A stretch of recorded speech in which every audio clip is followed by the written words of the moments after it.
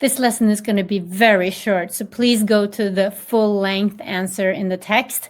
But briefly, these are the 12 steps that you will be going through as you write your paper 1. So first, you're going to decide which text you're going to cover. You have a choice between 2 texts, and you have 1 hour and 15 minutes to write your response. So this is how you should structure your response to make the most use of your time. Then you want to give an initial reading just to kind of get the gist of the passage. You want to try to identify the overall message, but not go into the great detail yet. And then you want to spend some time thinking about what the thesis could be. I'll get to that in a minute. Then go over the text again, this time asking yourself questions like, how has the author accomplished, getting this message across? Also look at the bottom of the document, because there will be a question for you there, or a prompt that will give you an indication about what the text is about. Then after about 5 minutes of close reading, you probably found some ways, after annotating, the way that the author kind of conveys the meaning, and you want to identify 3 different ways. So you want to say something more than, metaphors and punctuation. You may want to say natural imagery, religious symbolism, for example. So add an adjective there to the what ways. If you use imagery or symbolism, for example. So the next step number 6, is when you're ready to begin write your plan, you want to write out your full thesis statement. And that thesis statement should combine basically your overall impression of the passage, meaning what it's about, and then also 3 ways in which the author conveys that message. So the next step here is you plan your 3 paragraphs, right?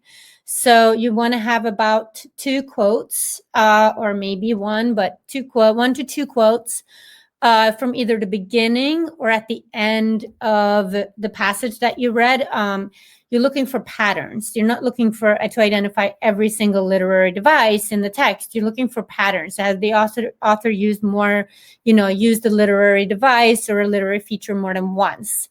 And you can take a quote from 2 different places in the text, right?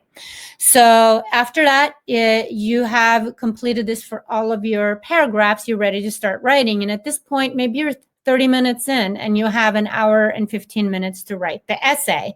45 minutes is plenty if you have a good plan, and you should have that within half an hour of reading, annotating, and making notes about how you will respond. So after you do the thesis statement, which you are following this advice, avoid language descriptions like structure, form, and tone. Instead, add the adjective, chastic structure, war motif, somber tone, something like that. It was much more specific. Next, you want to go into your first paragraph, and then in your paragraphs, you want to use the pie method. So I have another video on using the pie method, an example of that. But each of your quotations should merely just illustrate so basically you make a point, you illustrate with a quote or 2, and then you explain how that quote or evidence kind of conveys the point of the paragraph. And you do that for all 3 paragraphs. If you have, a 5-paragraph essay, introduction, 3 paragraphs, and a conclusion. Conclusion, much like your introduction, will be very short. It's 1 hour and 15-minute paper. It's very short. So you want to summarize your main points and how these points build towards your thesis statement. And that may be enough.